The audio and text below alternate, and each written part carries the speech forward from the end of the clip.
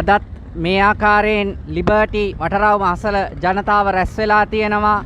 යුක්තිය සාධාරණත්වය වෙනුවෙන්, එකමුතුකම වෙනුවෙන්, ශ්‍රී ලාංකිකත්වය වෙනුවෙන්, එක මවකගේ දරු කලබැවින් මේ ආකාරයෙන් එකමුතු වෙලා මේ රටේ ප්‍රශ්න විසඳීමට, මේ රට ලස්සන රටක් වෙනවා දකින්නට ඔවුන් පාරට ඇවිල්ලා තියෙනවා. යුක්තිය සාධාරණත්වය වෙනුවෙන් ඔවුන් පාරට ඇවිල්ලා තියෙන්නේ. මේ රට එකමුතු විය යුතුයි. අපි ශ්‍රී ලාංකිකයන් හැටියට එකමුතු වී මේ දූෂිත දේශපාලන ක්‍රමවේදය පරාජය කළ යුතුයි. ඒ පණිවිඩය දිගින් දිගටම අරගලයේ සිට අද දක්වා මේ ආකාරයෙන්ම වුන් ගෙන එනවා. දැන් අපි දන්නවා මේ වෙලාවේ රටේ දේශපාලන පක්ෂ බෙදිලා ඉන්නවා. විපක්ෂය බෙදිලා ඉන්නවා. අනවශ්‍ය බෙදීම් ඇති කරගන්නේ නැතුව ජනතාවට පුළුවන් වුණා නම් එකට ඉඳගෙන මේ රට හරිතැනට ගේන්න, දූෂිත පාලකයෙක්ව එලවන්න පුළුවන් වුණා නම් ජනතාවට ඇයි මේ විපක්ෂයේ අයට, පක්ෂවල අයට බැරි එකමුතු වෙන්න? මෙන්න මේ ප්‍රශ්නේ. මේක දැන් ජනාධිපති කියන වගේ මේ රනිල් කියන වගේ රාජපක්ෂලව රැක අපිට එකතු වෙන්නේ නෙමෙයි. මේ රාජපක්ෂලව රකින්න රනිල් හා මේ රාජපක්ෂ ජුන්ටාව එලවලා දාන්න, දේශපාලනික කතිරයේදී මැතිවරණයේදී එලවලා දාන්න අවශ්‍ය පසුබිමට එකමුතු විය යුතුයි නේද? මොකද හිතන්නේ? ඇත්ත මම හිතනවා වෙනසක් ගේන්න නම් එකමුතුකම අත්‍යවශ්‍ය වෙනවා. මොකද හැමෝම මේ වෙලාවේ කියන්නේ අපිට පුළුවන් කියන එක. අපිට පුළුවන් දිනන්න, අපිට පුළුවන් රට වෙනස් කරන්න කියලා. හැබැයි මම විශ්වාස කරන්නේ එක පක්ෂයකට මේක කරන්න පුළුවන් කියලා. ඒ නිසා එකතු වීමක් අවශ්‍යයි. සාමූහික ප්‍රයත්නයක් අවශ්‍යයි. හැබැයි ඒකට හැමතිස්සෙම මතක තියාගන්න හැමෝටම බෑ ජනාධිපති වෙන්න. එක්කෙනෙක් විතරයි රටේ ජනාධිපති වෙන්නේ. ඊළඟට කාලයක් ගියන් පස්සේ ඒ විධායක ජනාධිපති ධූරය අහෝසි කරන්න බලාපොරොත්තු වෙනවා. ඉතින් එතකොට මම දකින දේ තමයි ඇයි මේ තරම් මේ විධායක ජනාධිපති ධූරයට පොරකන්නේ කියන එක. මොකද ඒකට හේතුව රටේ ප්‍රතිපත්ති වෙනස් වෙන්න ඕනේ. ජනතාවට තියෙන පහසුකම් වෙනස් වෙන්න ඕනේ. ජනතාවට බලාපොරොත්තුවක් දෙන්න ඕනේ. ඉතින් එහෙමනම් එකමුතු වීමක් අත්‍යවශ්‍යයි. බොරුවට රටේ මිනිස්සුන්ට ආදරේ ගගා ඉන්න නැතුව එකතු වෙලා යම් කිසි වෙනසක් ගේන්න උත්සාහයක් ගන්න. ඒ නිසා මේ දැන් මේ වෙලාවේ කතා කර ඉන්න නෙමෙයි ඕනේ, ක්‍රියාවට වෙලාව. ක්‍රියාව කියන්නේ එකමුතු වීම. ඒක සිදු කරන්න කවුද කියන එක අපි ජනතාව විදිහට බලාගෙන ඉන්නවා. කවුද මේ දේවල් වෙනස් වෙනකොට මේ හරියටම ක්‍රියාත්මක වෙන්නේ කවුද කියලා බලාගෙන ඉන්නවා. ඒ නිසා ජනතාව ඡන්ද දෙන්නේ ඒ වගේ යම් කිසි උත්සාහයක් ගන්න පිරිසකට පමණයි කියලා මතක තියාගන්න. බොහොම ස්තුතියි. මේ ආකාරයෙන් ඔවුන් අදහස් පළ කරනවා.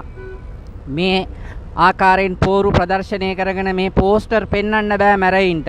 මේ පෝස්ටර් දානකොට සමහරක් අයගේ ඇඟ කිසි කැවෙනවා. සමහරක් අයට බඩ අප්සෙට් යනවා. සමහරක් අයට ඉඳගෙන එක ගායවල් හැදෙනවා. ඉඳගෙන ඉන්න බැරි වෙනවා. දකින්නකොට දිරවන්නේ මේ පෝස්ටර් වල මේ තියෙන්නේ අරගලයෙන් ආපු නිර්මාණශීලීත්වය. මේ නිර්මාණශීලීත්වය ඔවුන් දිගින් දිගටම ඉදිරිපත් කරමින් මේ ආකාරයෙන් කටයුතු කරනවා. ඒ හින්දා ආදරේ අරගලය අදටත් ක්‍රියාත්මකයි. මේ රට දිනනාතෙක් එය ක්‍රියාත්මකයි. එය වෙනස් වෙන්නේ නැහැ. පාලකයෝ හිතනවා නම් විවිධ විකාර නටලා විවිධ දේවල් කරලා ඔවුන්ට පුළුවන් කියලා මේ අද මේ ලිබර්ටි වටරවුම ඉදිරිපිටට රැස්වෙන මිනිස්සුන්ව නවත්තන්න ඒක විහිළුවක් පමණයි. ඉතින් යුක්තිය වෙනුවෙන් ඔවුන් අදත් ලිබර්ටි වටරවුම අසලට ඇවිල්ලා තියෙනවා. යුක්තිය සාධාරණත්වය වෙනුවෙන් ඔවුන් ඇවිල්ලා තියෙනවා. ඉතින් විශේෂයෙන්ම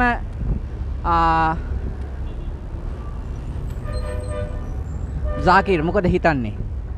මේ දැන් පාලකයෝ අපි බෙදිලාද පාලකයෝ බෙදිලාද කියන එක නෙමෙයි අපිට ප්‍රශ්නේ. මේ රට ගොඩ ගන්න නම් සියලු දෙනා එකමුතු විය යුතුයි. හැබැයි දූෂිතින් ගෙදර යා යුතුයි. මොකද හිතන්නේ? ඒක තමයි විය යුත්තේ. දූෂිතයන්ව එලවන්න ඕනේ. විපක්ෂයයි අනිත් සියලුම පක්ෂ ටික එකතු වෙලා අනිවාර්ය මහා මැතිවරණයක් හරි ජනාධිපතිවරණයක් එකතු වෙලා ඒක ඉල්ලන්න ඕනේ. නැත්තම් ඒකත් තියන එකක් නැහැ. ඡන්දයක් ගිය අවුරුද්දේ තිබ්බේ නැහැ. මේ අවුරුද්දේ ඡන්දයක් තියයිද කියලා අපිට සැකයක් තියෙනවා. මේ අවුරුද්දේ ජනාධිපතිවරණයක් තියන්න වෙනවා. ඒකත් මොන හරි හේතුවක් හන්ද ඒකත් නොකිරීමට අනිවාර්යෙන් මේ උත්සාහය දරයි. ඒ හන්ද සියලුම පක්ෂ ටික එකතු වෙලා අනිවාර්යෙන් මේ අවුරුද්දේ සැප්තැම්බර් මාසෙදී ජනාධිපතිවරණේ ඒ නියමිත වෙලාවට ජනාධිපතිවරණේ තියන්න ආයාචනය ඒක අනිවාර්යෙන් කර යුතු දෙයක් කියලා කට්ටිය එකතු වෙන්න ඕනේ.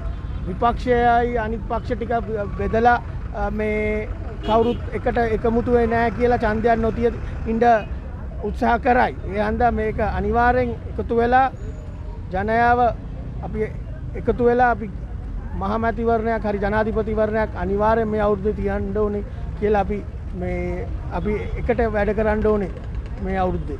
බොහොම ස්තුතියි. ඉතින් පාලකයින් මොනවා දේවල් කිව්වත් අද රනිල් රාජපක්ෂ රකින්නේ කවුද කියලා අපි දන්නවා. මේ රට බංකොලොත් කරපු, මේ රට බෙදපු, මේ රටේ ජාතීන් ආගම් අතර ගැටුම් ඇති කරපු මිනිස්සුන්ව රකින්නවා රනිල්. රනිල් රැක මේක කරන්න පුළුවන්ද? Auntie Tassie, we are here today. We want change, but can change happen with, things that are happening in this country? Like, for example, if we are to protect the Rajapakshas in the future, if we don't have a proper opposition that can unite for the betterment of the country, what is the situation this country is going to be in? I heard yesterday from Honorable MP Iran Vikramaratne that the opposition doesn't necessarily need to unite to win the election. That gave me a lot of hope, Priyantha, because I thought to get a majority they would need to unite. So I'm hearing that they don't need to, that they can still win the election and set up the government even if they don't unite. So that's given me a lot of hope. I don't think the current government can go for another term. We have given them 1.5 years and I don't see much progress. Everybody, all the people who support Ranil Wickremesinghe will tell us, why there are no queues anymore, no power cuts. I mean, is that the only thing that we can see as positives for our country? We have to look at the corruption. The corruption is at an all-time high. Nepotism, favoritism. Look at the police force. I mean, we are waiting for justice for the attack at Liberty on the 25th of January, and we complained to the Women's Bureau about what they did to the women. There were 4 women here that day, and the Women's Bureau has asked the Kolpiti police to conduct an inquiry. Kolpiti police is the very police station that left us and walked away when the attackers arrived. They left us at the mercy of those attackers. Now they want them to conduct an inquiry. What sort of justice system do we have? They are the last people we need to conduct this inquiry. They are the ones who, if at all, were complicit. So we refused. Dr. Ajant and I have point blank refused to go to the Kolpiti police and give a statement. They refused to take our statement on the 25th of January. They refused, and now they want us to come because some higher ups have asked them to conduct an inquiry. I'm sorry, we have no faith in the Kolpiti police, Priyantha.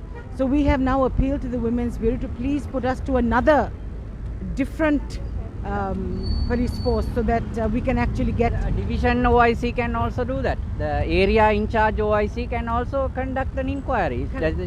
Correct. And that's what she's done now. She's given us another person to go to who will let us speak to an SSP who is, in charge. Because we said we have no faith in the Kolpiti police because they are the ones who let us down that day and walked away. They never do that. Look at them there today. They're all standing there today. How come they're not walking away today? Only when the attackers came, they left us. So how can we now go back to that police station to make a statement through the very, it's almost like a trap, trying to get us there. So we have said that we are not willing to come to the Kolpiti police and to please give us a different place to go to. But it's really sad, Priyantha. There's so much of speculation. Are there elections going to be held? Is Ranil Wickremesinghe going to abolish executive presidency, take over again as prime? There's so many different things going on in our country. People don't know what's actually happening and what is in the minds of the people who are greedy for power. That's basically what it has come down to, Priyantha. An honest politician wouldn't want to hold on. An honest politician will do his term and then move away. not someone who's going to be greedy and grab and get all their family members and all these people in, you know. That's what we're seeing today, and this has to stop. How is our country going to recover? How are we going to get out of this economic crisis if we don't frugally think of spending our money wisely? We are spending on such unnecessary things. Not to mention trips. 16 is it? 16 overseas trips. And this is what I like, you know, if we can see that our politicians and higher ups are also taking cuts or also trying to save money for our country, then you and I can feel, okay, we can see that something is happening. But no, they're grabbing our money, right? And they're happily spending all over. That is not how an economy is. And expecting us to tighten our belt. And expecting us to, exactly, you know, when, I mean, I feel so badly for the people who have their electricity cut off, right? For no fault of theirs, no. Ours is the most expensive electricity in the whole Southeast Asian region, right? But are they paying electricity bills? I mean, some people have people like Sanat Nishanta to come and pay their bills for them, right? We don't even have that, Chiranta. What do these poor people have, you know? So I don't see the country progressing. I don't see us developing. I don't see us getting out of this economic crisis. It's all on the show. It's all on the surface. People can just see these cosmetic things and they think, our country is back to normal. But it isn't. You talk to the average poor person, the average person who is living below the poverty line. We're talking about 7 million people in Sri Lanka who are living below the poverty line. They are struggling, Chiranta. They are not enjoying life like they did before. You know, you and I might still, and haven't you and I made sacrifices? Haven't we stopped some of the luxuries that we enjoyed before? Simply because we cannot afford them anymore. You know, and we claim to think that our country is back to the way it was before all of this happened. I'm sorry, it isn't. And that is why we're standing here every Thursday. ඉතින් liberty වටරවුමේ ජනතාව මේ ආකාරයෙන් තමන්ගේ සාමකාමී විරෝධතාවය ඉදිරිපත් කරන්නේ මොකක් සඳහාවත් නෙමෙයි. මේ පද්ධතිය වෙනස් විය යුතුයි. මේ රටේ ජනතාවට යුක්තියක් අවශ්‍යයි. ඒ යුක්තිය ඉටු විය යුතුයි. ඒ යුක්තිය ඉටු වෙන තෙක් ඔවුන් මේ ආකාරයෙන් පාරට එනවා. අපි දන්නවා සමහරක් අයට අමාරුයි අරගල කරන්න. නමුත් මතක තියාගන්න මේ ජනතාව මේ ආකාරයෙන් අපි මේවට විරෝධය ඉදිරිපත් කළා මේ පද්ධතිය වෙනස් කරගන්න ඉස්සරහට ආවේ නැත්තම් මේක කවදක්වත් වෙනස් වෙන්නේ නැහැ. අරගලයක් සිදු වුණේ නැත්තම් ගෝඨාභය ගෙදර යන්නේ නැහැ. ඒක හොඳට මතක තියාගන්න. ලස්සන දිලිසෙන පීරිසයක දාලා මේ රටේ මිනිස්සුන්ට යුක්තිය ගෙනල්ලා පාලකයෝ දෙන්න යන්නේ නැහැ. පත් වෙන කවුරුපත් උනත් ඉදිරියේදී උනත් ඒ අයව වගවීමකට ලක් කරේ නැත්තම් කිසි දෙයක් සිද්ධ වෙන්නේ නැහැ. අපි දැන් අරයට ඡන්දෙ දුන්නා. අපි අර පක්ෂෙට, අපි මේ පක්ෂෙට, අපි අර සංකේතෙට කියලා දීලා ගෙදරට වෙලා බලන් හිටියොත් මේ රට හරියන්නේ නැහැ. ඒ හින්දා ඡන්දය දීලා ඡන්දය දීපු අපි දැනගන්න ඕනේ ඒ ඡන්දයෙන් පත් කරපු අය හරියට වැඩ කරනවාද කියන එක තහවුරු කරන්න හා ඒක පිටිපස්සේ ඉඳන් ඒ අවශ්‍ය පීඩනය ජනතාව හැටියට ගෙන එන්න වුන් කෙරෙහි. ඉතින් ඕක තමයි අද ලිබර්ටි වටරවුමෙන් ලබා දෙන පණිවිඩය. සාමකාමී විරෝධතා මේ සිදුවෙන්නේ යුක්තිය සාධාරණත්වය වෙනුවෙන්, ශ්‍රී ලාංකිකයා වෙනුවෙන්, ශ්‍රී ලංකාව වෙනුවෙන් යුක්තිය සාධාරණත්වය හැමෝටම අවශ්‍යයි. නීති ආධිපත්‍ය රජ වෙන, නීති ආධිපත්‍ය වැඩ කරන, විශේෂයෙන්ම අපි දන්නවා සමාජ මාධ්‍ය මර්ධන පනත් උස්සගෙන ඇවිල්ලා දැන් කරලා දෙන නාඩගම. ඉතින් මේ විශේෂයෙන්ම මෙන්න මේ පෝස්ටරය පාස්කුරිදා ත්‍රස්ත ප්‍රහාරයට යුක්තියකෝ වසර 5ක් එන්නට එනවා. කෝ මහමුලකරු, කෝ රාජපක්ෂලට විරුද්ධව දාපු පැමිණිල්ලට අදාළ විමර්ශනය. මම දැම්මේ පැමිණිල්ල. ඇයි ඒ විමර්ශන කරන්නේ නැත්තේ? ටිරාන්නලස් කියන 90ක් ඉවරයි කියලා. ඇයි අර 10%ද රාජපක්ෂලා ගැන විමර්ශනේ? ඇයි ඒක කරන්නේ නැත්තේ? ඇයි අපිව කැදවලා ඒකට අදාළ ප්‍රකාශ ගන්නේ නැත්තේ? ඇයි ඒකට සාක්ෂි අදාළ ලෙස කැඳවන්නේ නැත්තේ? ඒ හින්දා කරුණා කළා නාට්‍ය ඇති. හරි ස්කොට්ලන්ඩ් යාඩ් ගෙනල්ලා විමර්ශනය කරන්න පුළුවන් කිව්වා. විජේදාස මට කිව්වා ජාත්‍යන්තර විමර්ශනයකට ඒගොල්ලෝ එකගයි කියලා. ඒගොල්ලෝ දෙන්න යනවයි කියලා. දුන්නේ නැති දෙයක් නැහැ. අන්තිමේ ස්කොට්ලන්ඩ් යාඩ්ුත් නැහැ, ජාත්‍යන්තර පරීක්ෂණයක් නැහැ, වෙච්ච දෙයක්ුත් නැහැ. ඒ හින්දා කරුණා කළා යුක්තිය තව දුරටත් යට ගහන්න එපා. මිනිස්සුන්ට යුක්තිය අවශ්‍යයි. මිනිස්සුන්ගේ ප්‍රශ්න විසඳන්නට අවශ්‍යයි. මිනිසුන් කියන දේට ඇහුම්කන් දෙන පාලකයින් අවශ්‍යයි. මේ රට ලස්සන රටක් වෙන්න නම් නීති ආධිපත්‍ය රජ කරලා මේ රටේ දූෂිත නිලධාරීන් ගෙදර යවන්න පුළුවන් කොන්දක් තියනවා වගේම නීතියට නීතියේ ගමන යන්නට ඒ ස්වාධීනත්වයට ඉඩ දෙන බැහැපත්කම තියෙන පාලකෙක් පත් වෙන්නට අවශ්‍යයි. අර මන් දැක්කා SP දිසානායක කියනවා ඒකාධිපතියෙක් මොකෙද දෙකෙක් ඕනේලු ආඥාදායකෙක් ඕනේලු. ආඥාදායකයෝ ලෝකේ රටවල් ගොඩගත්තේ. ආඥාදායකයෝ ලෝකේ රටවල් ගොඩගත්තේ නැහැ. සී ජින්පින්ගේ ඉඳන් ව්ලාඩිමිර් පුටින් ඉඳන් ආඥාදායකයෝ උන්ගේ පවුලේ උන්ව හොඳට පෝසත් කරගත්තා. උන්ගේ පක්ෂ ටික හොඳට පෝසත් කරගෙන උන් විපක්ෂේ හිරේ දාගෙන උන්ට ඕන මගුල කරගෙන ඉන්නවා. උන් කියන දේ තමයි දූෂණීය බවට පත් වෙන්නේ. උන් හරි දේ කියන දේ තමයි හරි දේ බවට පත් වෙන්නේ. ඒ රටවල් හින්දා චීනේ සී ජින්පින් හින්දා තමයි මේ ලෝකයට මහා වසංගත තත්ත්වයක් ඇති වුණේ කියන එක අපි දන්නවා. සී ජින්පින්ගේ පහත් පාලනය, ජනතා විරෝධී පාලනය, ඒ විඩපිළිවෙල හන්දා ඒ වසංගතයේ තොරතුරු නිසියාකාරව ලෝකයට ඉදිරිපත් නොකර යට ගහගෙන ඉන්න ගිහිල්ලා තමයි අද ලෝකයේම මහා වසංගත තත්ත්වයකට මුහුණ දෙන්න උනේ. ඒ හින්දා ලෝකෙට සාපයක් වෙච්ච සී ජින්පින්ලා ගැන කතා කරනකොට ආඥාදායකව ඉල්ලන්න තරම් SP මෝඩද කියලා මං අහනවා.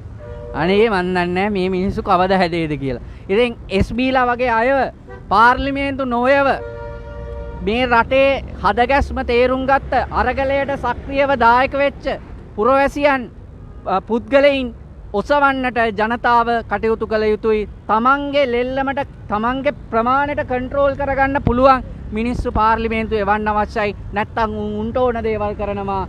උන්ට ඕන දේවල් කරලා උන් ඕන දෙයක් කරලා අන්තිමේදී රට කාලා උන් ගෙදර යනවා. අනේ සොරි කියනවා. සමාව දෙන්න ඔබේ සහෝදර සහෝදරියන්ට, සමාව දෙන්න ඔබේ අසල්වැසියන්ට, සමාව දෙන්න එපා දේශපාලකයන්ට. ඒකයි අද වැදගත් වෙන්නේ. එකතු වෙමු. විපක්ෂයට කියන්නේ පැහැදිලිව ඔය නාට්‍ය නරි නයිඩ ඔක්කොම නවත්තලා එකතු වෙයල්ලා මුන්ව ගෙදර යවන්න. ජනතාව එදා අරගලයේදී දුන්නෙත් ඒකයි. එදා හැම පක්ෂකෙන්ම ආවිල්ලා එකතු වෙලා කිව්වා අරුට යන්න කියලා. ඒ වගේ මුන්ව යවන්න එකතු වෙයල්ලා විපක්ෂය අය දැන් බෙදිලා හිටිය ඇති. ලංකා මාතාව දිනවන්න කටයුතු කරමු. වැඩපිළිවෙලක් එකකතාවක් මත කටයුතු කරමු. ඊට පස්සේ මේ කියන්න එපා දැන් මේ අනේ අපි දන්නේ නැහැ අරයා මෙහෙම කරනවා කියලා. වගවීමක් ඇති කරගෙන කාටවත් 3න් 2 දෙන්න එපා. එච්චරයි මං කියන්නේ. ඕගොල්ලෝ දැන් රැල්ලට ගිහිල්ලා 3න් 2 දීලානේ දැන් ඔය මේ අවුරුදු ගාණක් මේ රට කැවුනේ ඔය 3න් 2 වැඩේ හින්දා. කරුණාකරලා ගෙදර මට්ටමින් ඔළුව බුද්ධිය පාවිච්චි කරලා 3න් 2 නොලැබෙන විදියට එකෙක්ටවත් 3න් 2 ලැබෙන්නේ නැති විදියට වැඩ කරන්න. එතකොට තමයි මුන්ගේ නාට්‍ය නැටුලි ඔක්කොම සීමා කරගන්නට පුළුවන් වෙන ප්‍රජාතන්ත්‍රවාදය ආරක්ෂා කරගන්නට පුළුවන් වෙන්නේ. හින්දා 3න් 2ක් අවශ්‍ය නැහැ. බුද්ධිමත් ලෙස ඡන්දය පාවිච්චි කරන්න ගෙදර මට්ටමින් ඒ කරලා අපේ ලංකා මාතාව ගොඩගමු. ආයේ මේ පාලකයන්ට නටන්න නොදෙමු. බොහොම ස්තුතියි. ආදරේ අරගලයට ජය වේවා. ඉතින් මේ ඔබ දකින්නේ ලිබර්ටි වටරව් මේ තත්ත්වය. පොලිසිය ඉන්නවා අතන ගස්වලට මුවා වෙලා. ගස්වලට මුවා වෙලා ඉන්නේ පොලිසිය. පොලිසිය පේන්නේ නැහැ ගස්වලට මුවා වෙලා ඉන්නේ. අද ගස්වලට මුවා වෙලා ඉන්නේ. ඉතින් යුක්තිය සාධාරණත්වය වෙනුවෙන් මේ පුරවැසියන් එනවා. විශේෂයෙන්ම මොකද දැන් අපි දන්නවා කොහොමද ළමයිට පොත්පත් බිලදී ගැනීම වල තත්ත්වය කොහොමද? පොත්පත්වල ගාන දැන් රුපියල ශක්තිමත් වුණාලු. පොත්පත්වල ගණන් තාම අඩු වුණාද? පොත් තවම භාගයයි අරන් තින්නේ. අනිත් පොත් ටික ගන්න විදියක් නැතුව මේ ලත වෙනවා. අලුත් අවුරුද්ද වෙද්දි වෙනසක් වෙයි කියලා හිතනවද පොත් මිලට? වෙනසක් වුණොත් තමයි වෙයි කියලා හිතන්න පුළුවන් නේ. වෙනකන් ෂුවර් නෑ. වෙනකන් ෂුවර් නෑ. ඉතින් පාලකයිනි උඹලා කරලා තියෙන වැඩ මිනිස්සුන්ට බොරු පොරොන්දු දීලා රුපියල 280ට එනවයි කිව්වා. 200 ගණන් වලට එනවයි කිව්වා. කියලා ඉවරලා ඒක අනිත් පැත්ත වුණා. එහෙම වුණාම මිනිස්සුන්ට මේ හිතා ගන්න බෑ. විශ්වාසයක් නෑ. වගවීම මිනිස්සුන්ගේ ජනතාවගේ ඉදිරියේ වගවීම කියන්නේ තමන් කියන දේ හරියට කියන්න ඕන. බොරු පචාරලා නේද? සාගරය මොකද හිතන්නේ මේ පාලක දැන් ඔය කියන විදියට රුපියල ගොඩේයිද? රුපියල විතරක් නෙමෙයි හැම දෙයක්ම ඒගොල්ලෝ නිකන් කතා කරනවානේ. කතා කරලා කිසිම විශ්වාසයක් නැහැ අපිට. ඒගොල්ලෝ කියන දේවල් එක කනකින් අරගෙන අනිත් කනෙන් යවනවා මිසක් මේගොල්ලෝගේ කියන එක වැඩක්වත් හරියට කරලත් නැහැ, කරන්නෙත් නැහැ. අලුත් පිරිසකට මේ අවස්ථාව ලැබලා දෙන්න ඕනේ.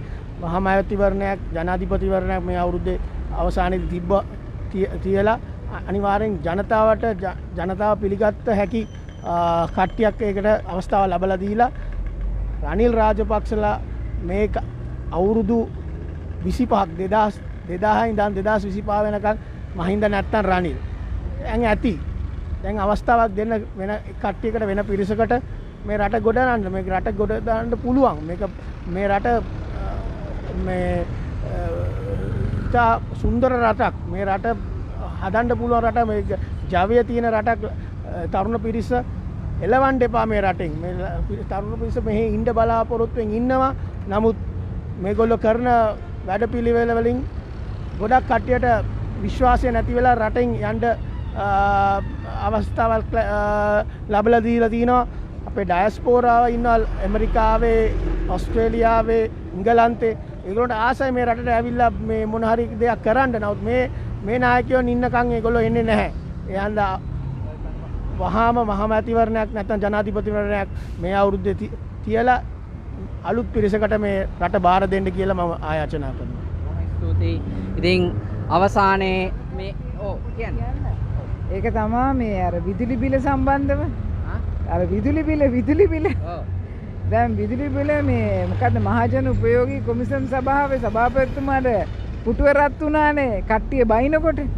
දැන් ඊළඟට ඒගොල්ලන්ගෙන් පැත්තෙන්ම තමයි මේ මෝඩ කතාවකුත් කිව්වේ. දැන් කියලා ඔන්න දැන් එක්කෙනෙක් දැන් අස් වෙනවා. දැන් මහජන උපයෝගී කොමිසම් සභාවේ ආයත් අස් වෙන්න ඕනේ හරිනම්. මොකද මිනිස්සුන්ට අපිට විදුලිමාල මණ්ඩලයේ එක්කෙනෙක් අස් වුණා ගොන් කතා කියලා. ගොන් කතා කියලා. දැන් ඒ වගේම ගොන් කතාවන්නේ මේ මහජන උපයෝගී කොමිසම් සභාවේ සභාපති කිව්වේ. ඒ මිනිස්සයා කියනවා එයාට බනින්න තහනල්ලු. එයාට මොකක් කරේ අලුතෙන් නීතියක් හදාගෙන. එයාට බනින්න තහනම් කියලා. ඉතින් ඇයි දැන් මේ වගේ අය වයින් කරගන්න බැරි? මොකද ඇයි මොකටද මහාචාර්යවරු තිය? දැන් මමත් ආචාර්ය තමයි. මහාචාර්යවරුම ඕනේ නැහැ නේ ඔය තනතුරු වලට. මොකද ගොම්පාට් තියන අය වරම් වැඩන්නේ නැහැ. දැන් එයාගේ ගොම්පාට් එක දාලා එයා තාමත් හොඳට ඉන්නවා. ඉතින් ඒ නිසා මං හිතනවා කාංචනට මොලේ පෑදුනොත් එයාවත් අයින් කළා දැම්මොත් එහෙම ওই විදුලි බිල සංශෝධනය කරගෙන අර 118 දැන් වැඩි කර දැන් අඩු කරනවා කියලා කියනවනේ. දැන් අද ඒක කරන්න ඕනේ. දැන් එයා ඊයේ කිව්වා එයා ඒක කරනවා කියලාද. දැන් තාම මම බලනවා නිවුස් මුකුත් සද්දයක් නැහැ. ඉතින් ඇයි මේ බොරු කියන්නේ? පාර්ලිමේන්තුවට ඇවිල්ලා බොරුද කියන්න ඕනේ. ඒ නිසා අපි කියනවා ජනතාවට අවශ්‍ය විදුලි බිල අඩු කරන එක අඩු කරන්න ඕනේ.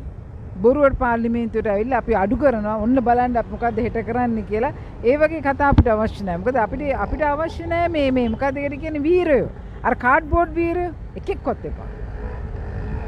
බොහොම ස්තුතියි. ඉතින් විදුලි බිල අඩු විය යුතුයි, අඩු කළ යුතුයි, ජනතාවට සාධාරණයක් ඉටු විය යුතුයි. ඒකයි හැමෝගෙම පැතුම. එහෙනම් යුක්තිය සාධාරණත්වය වෙනුවෙන් අදත් මේ ආකාරයෙන් ඔවුන් පෙනී සිටිනවා.